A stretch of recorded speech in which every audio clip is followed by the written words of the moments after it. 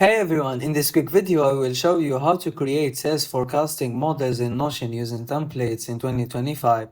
Start with sales forecasting or revenue tracker template from Notion gallery or community. These templates typically include fields for product, pipeline stages, their value, probabilities, and project close date. Right away, they give you framework to estimate revenue clearly.